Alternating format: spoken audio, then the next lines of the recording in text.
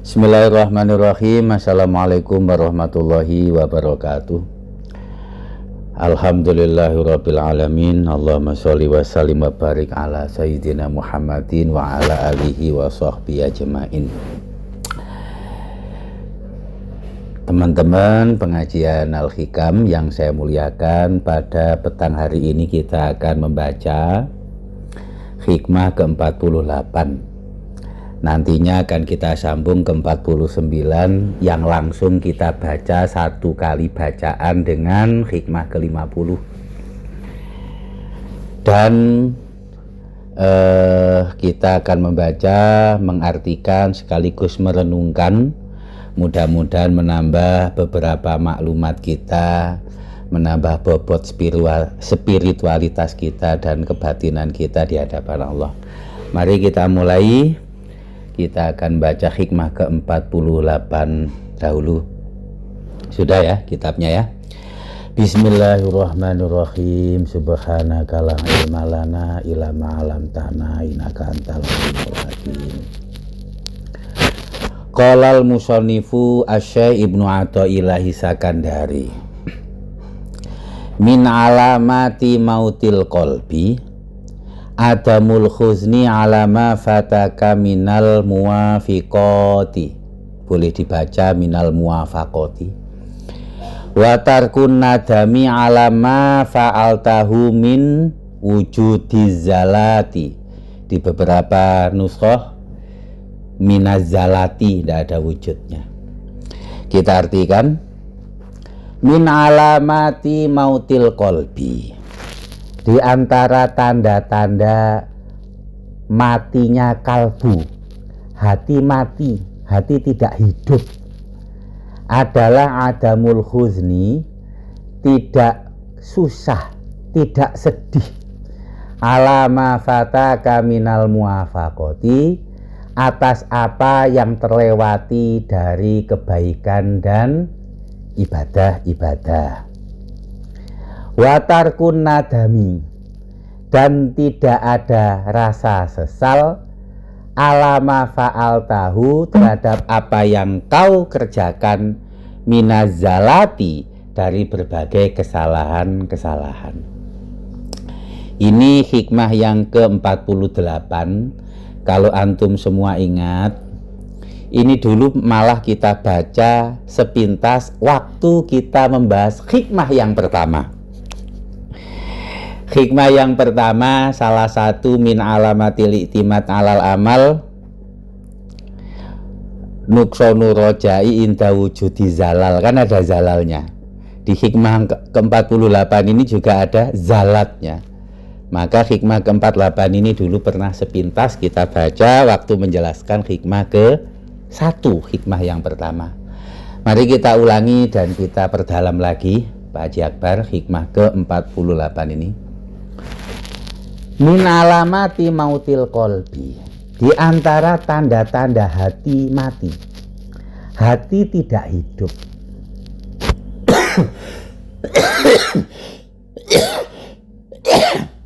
Apa yang membuat hati hidup?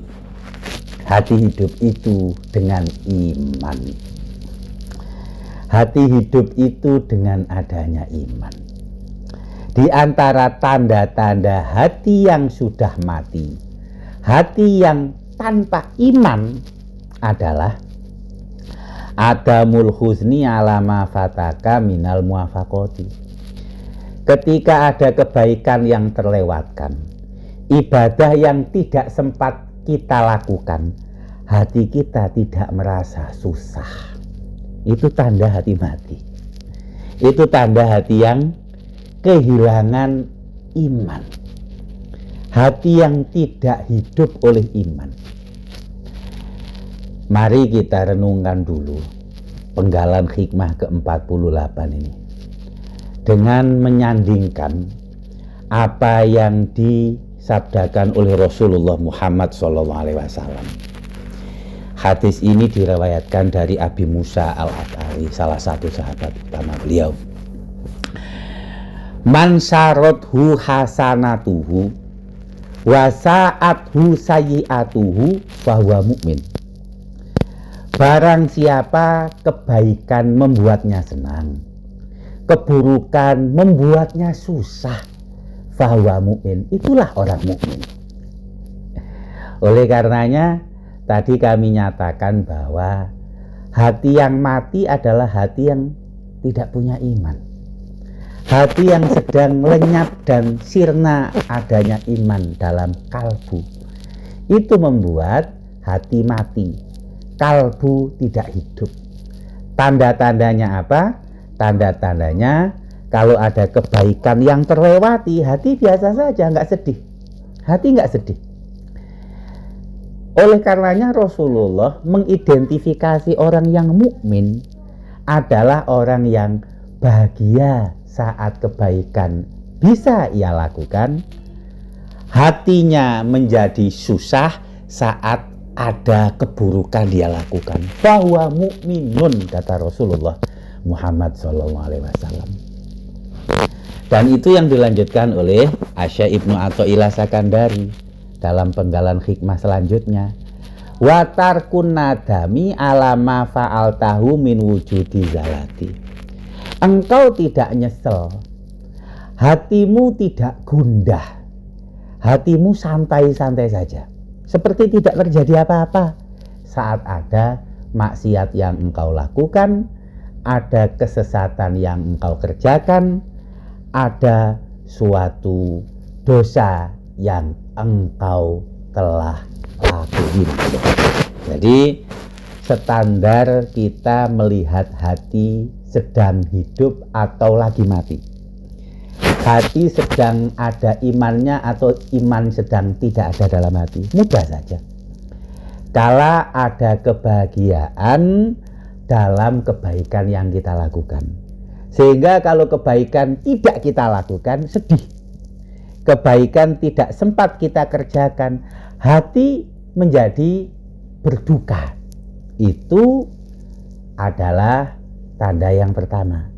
Tanda yang kedua, ketika ada keburukan kita lakukan, hati kita merasa nyesal, hati kita merasa tidak nyaman, hati kita merasa berkesusahan dengan suatu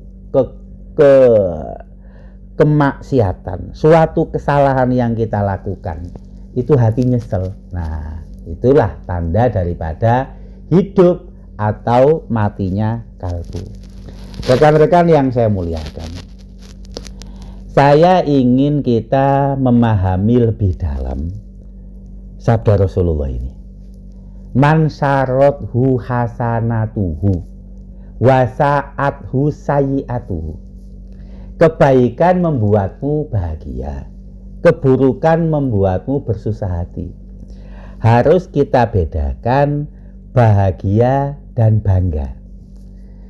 Kadang-kadang kita itu melakukan suatu kebaikan bangga, lebih-lebih bangga karena dilihat orang. Itu salah. Mestinya kebaikan itu kita lakukan dengan bahagia.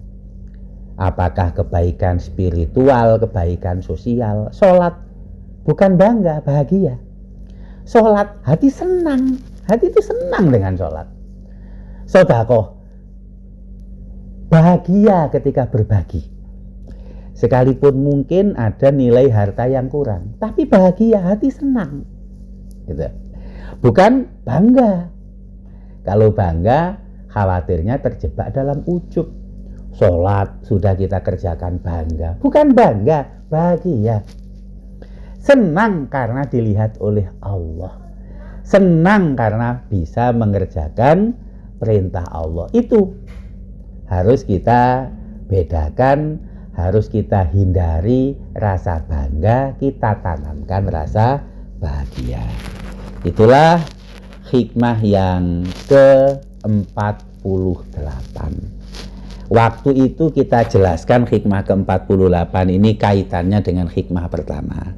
Ketika ada keburukan kita lakukan, kita masih punya optimisme, tidak berkurang rasa harapan kepada Allah. Bukan berarti hati kita tidak nyesel, hati tetap nyesel, hati tetap nyesal. Tetapi optimisme kepada Allah rojak kepada Allah tetap tinggi. Karena apapun amalan kita, kebaikan dan keburukan itu nggak mempengaruhi apapun. Maksudnya nggak mempengaruhi apapun, nggak membawa kita ke surga, nggak pula melempar kita ke neraka. Semata-mata semuanya itu fadlnya Allah, adilnya Allah. Masuk surga, fadlnya Allah. Masuk neraka, adilnya Allah.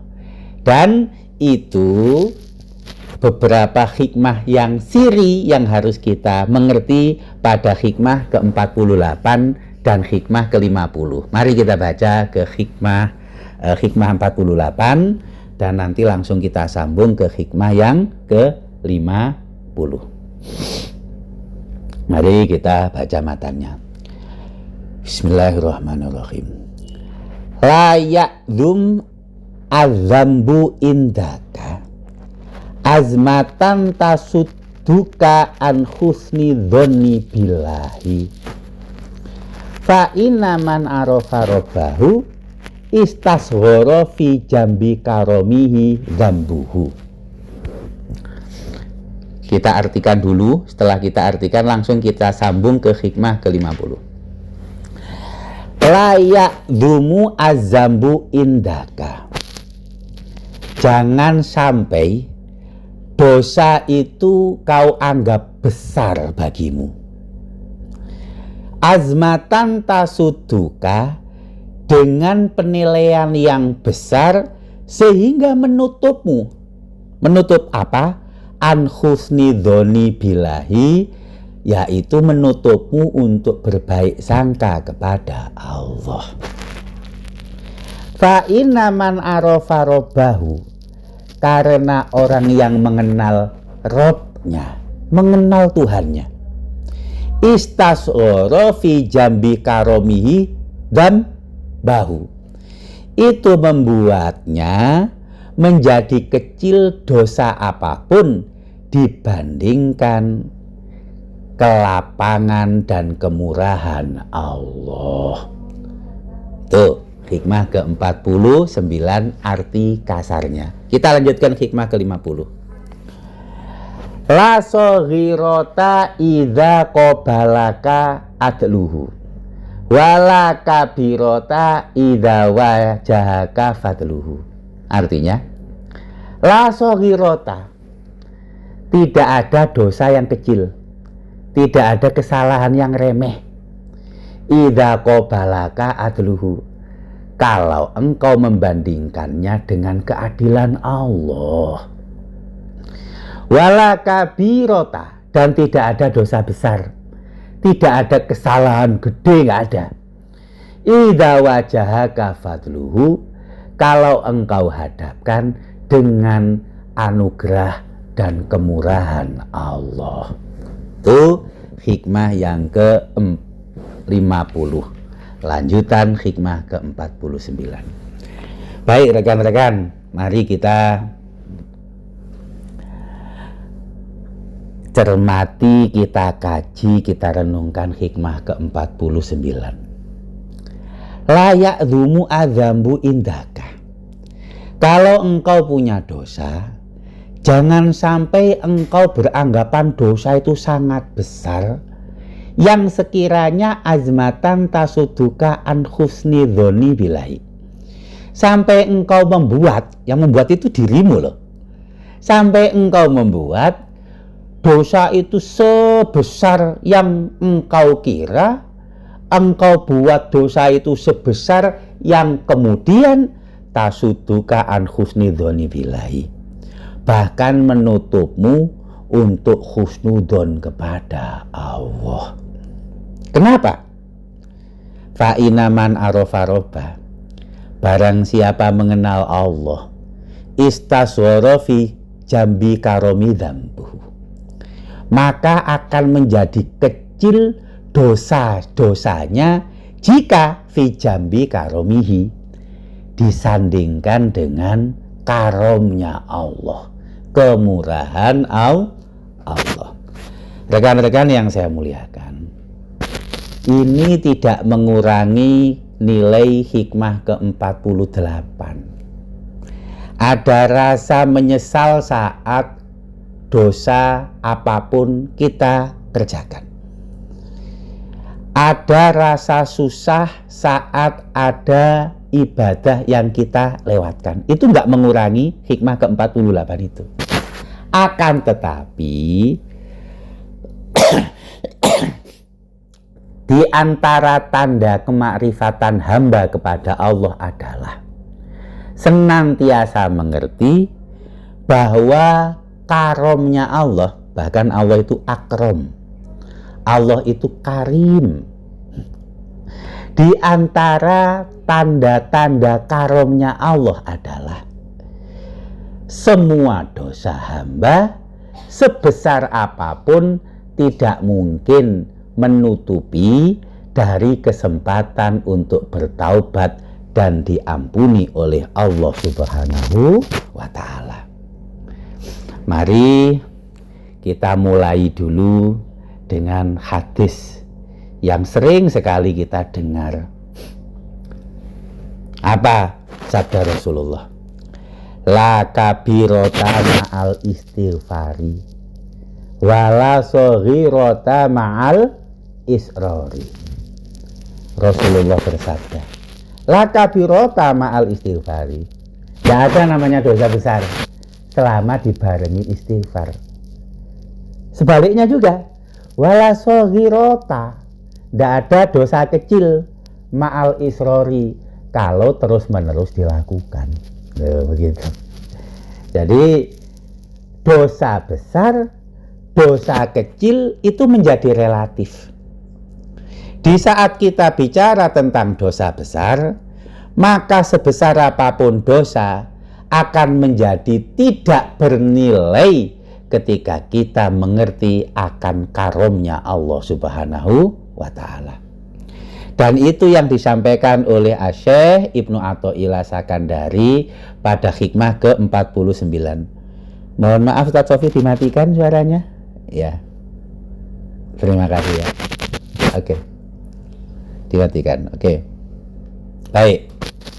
Jadi Rasulullah sendiri memberikan resep bahwa dosa besar itu nggak akan ada selama istighfar. Dosa kecil juga tidak ada kalau terus-menerus kita lakukan. Ini kan dosanya kecil, ini dosanya remeh, dengan istighfar saja bisa hilang. Oh, nggak bisa kalau itu isror. Oleh karenanya kalau kita belajar fikih, definisi orang fasik itu kan melakukan satu perbuatan dosa besar atau terus-menerus melakukan dosa kecil. Kan sama baik. Kecil dilakukan akan membesar.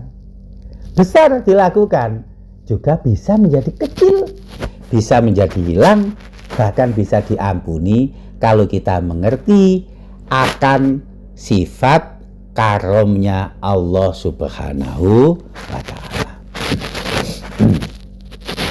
Jadi mari kita baca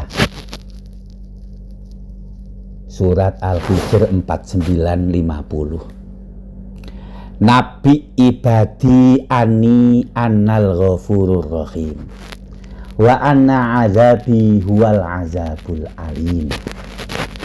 Nabi ceritakan, wahai Rasul, ibadi pada hamba-hambaku, ani sesungguhnya aku. Jadi ini pakai taukid, annal ghafurur rahim, aku maha pengampun sekaligus maha pengasih dan penyayang. Apalagi coba, ghafur dan rohim. Tetapi inna azabi huwal azabul alim, azabku itu juga pedih. Rekan-rekan yang saya muliakan, sesungguhnya dalam hikmah ke-49 dan 50 itu yang berusaha harus kita fahami adalah keseimbangan. Apa yang disebut oleh Al-Ghazali sebagai khauf dan roja, waspada sekaligus optimis.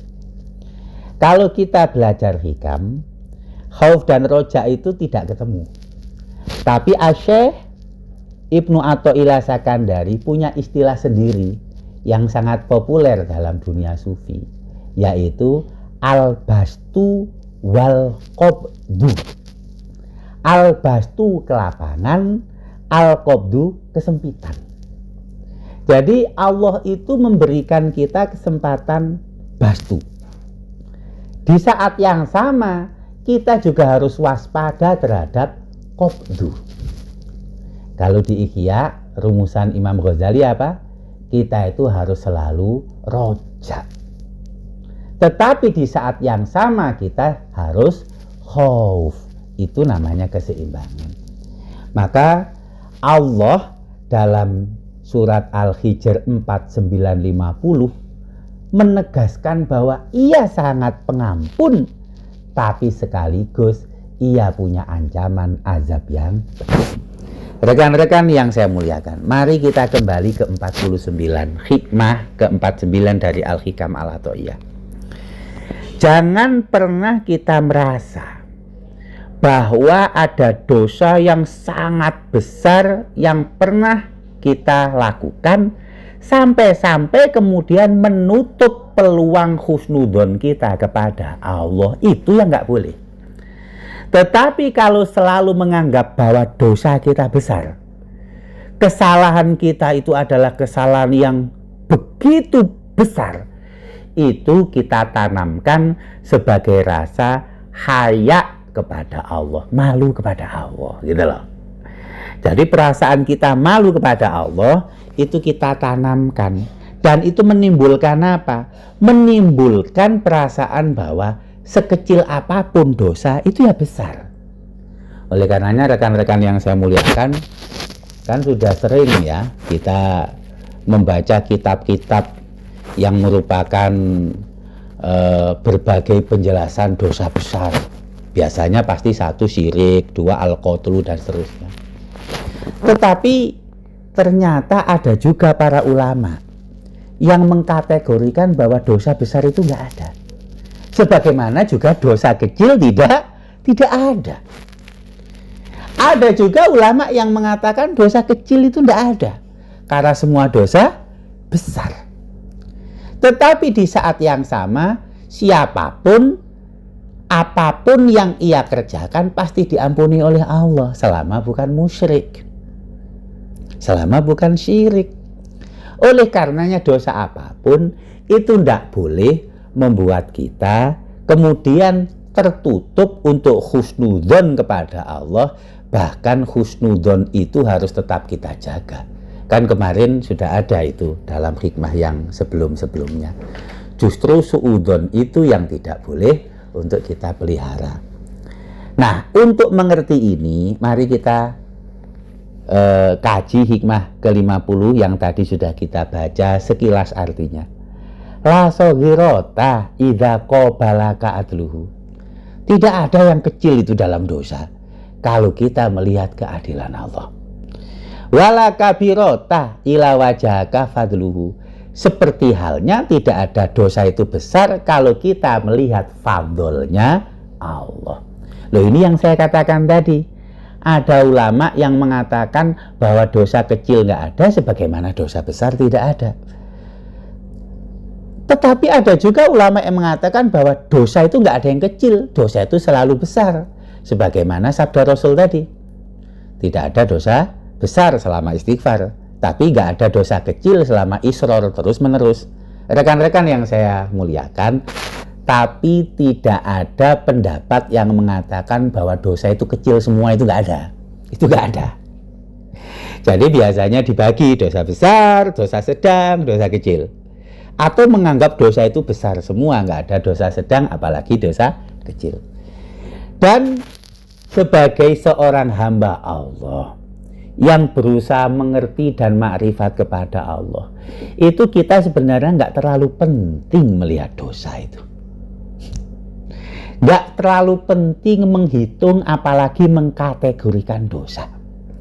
Yang penting bagi kita adalah mengerti bagaimana sifat dan asma Allah, itu yang lebih penting.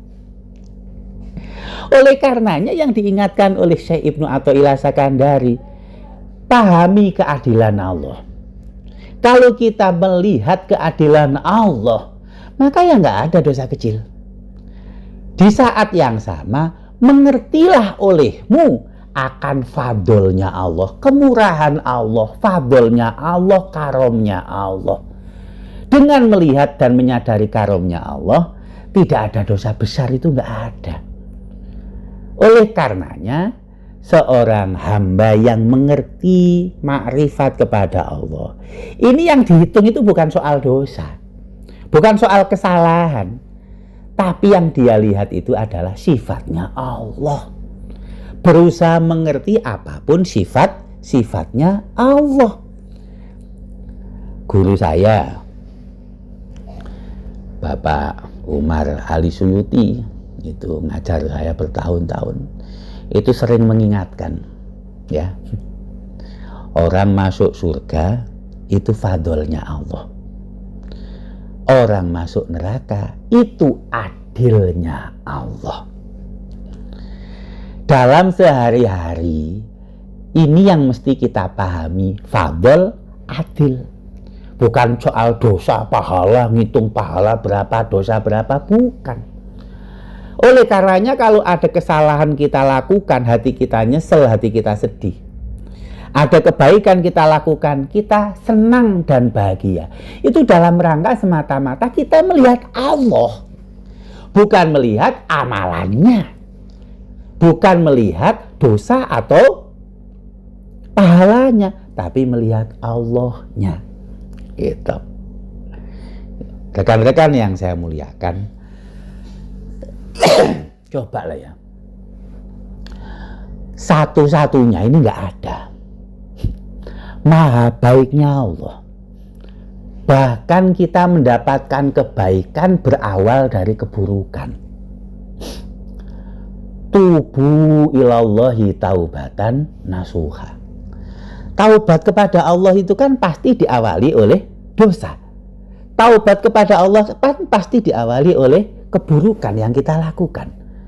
Tapi ketika taubat, loh kok bisa mendapatkan pahala?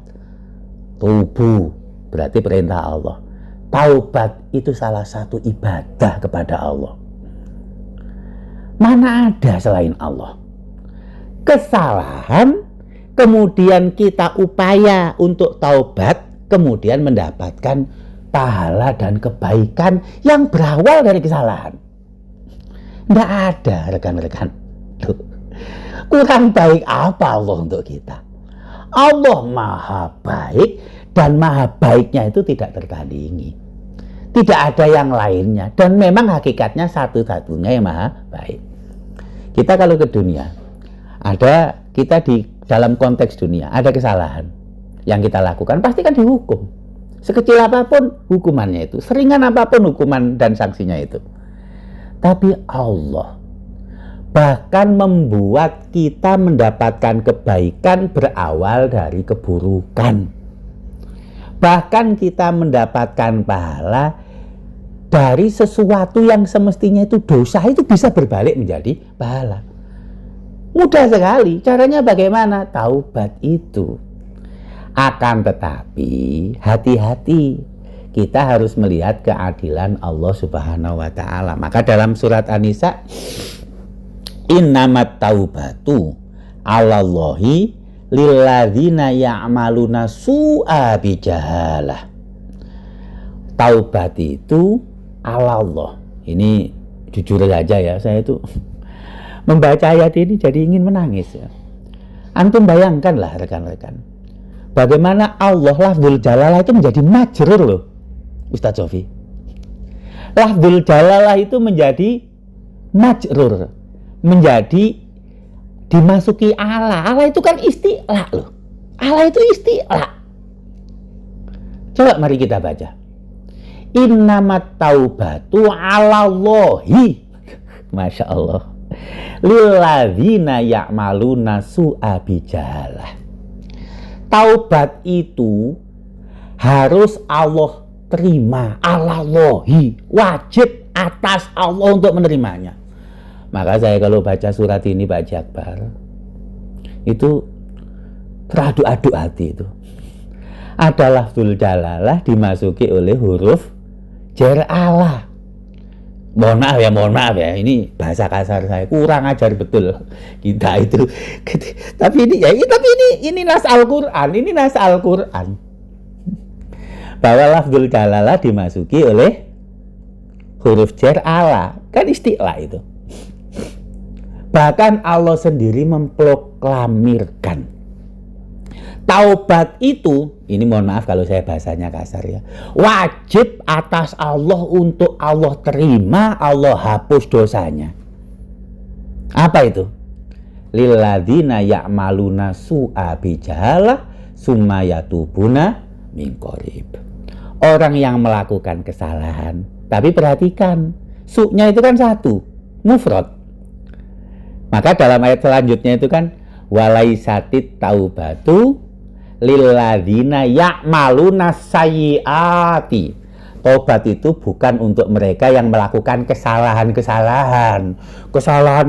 ditumpuk-tumpuk, tobat kesalahan lagi, tobat kesalahan lagi. Tapi ya wallahu a'lam, yang jelas Allah itu memproklamirkan diri bahwa taubat pasti diterimanya. Lilladzina ya'maluna su'a bijahalah sumayatubuna min qarib.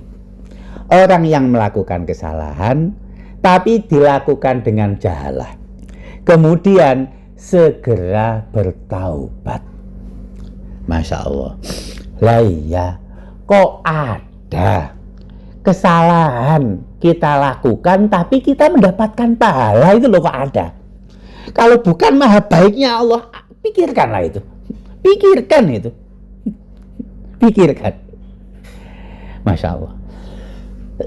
Kok ada dosa kemudian malah mendapatkan pahala?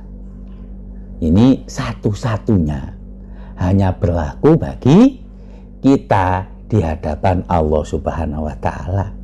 Oleh karenanya semestinya untuk kita-kita yang sudah membiasakan diri untuk bersambung kepada Allah, untuk mengerti dan makrifat kepada Allah, agar jangan terlalu dihitung tentang dosa kecil, sedang, dan besar. Seperti halnya tidak usah terlalu berhitung tentang pahala yang bisa kita kumpulkan. Tapi kenalilah sifat-sifat Allah. Kenalilah fadlnya Allah. Kenalilah adilnya Allah. Kenalilah maha baiknya Allah Subhanahu wa Ta'ala. Itu yang sangat penting sekali, mengenal Allah, mengenal maha baiknya Allah Subhanahu wa Ta'ala kepada kita. Jadi hikmah yang ke-48, 49 dan 50 ini akan menjadikan kita melihat dosa itu menjadi relatif. Kalau perlu, ya dosa itu memang nggak usah dihitung-hitung kalau perlu. Karena apa? Yang paling penting bagi kita itu adalah memahami sifat-sifat Allah Subhanahu wa Ta'ala. Oleh karenanya Allah itu menutup tentang innamat taubatu 'alallahi lilladzina ya'maluna su'a tadi dengan apa? Wa kanallahu aliman hakima. Allah itu maha mengetahui sekaligus maha hakim sekali.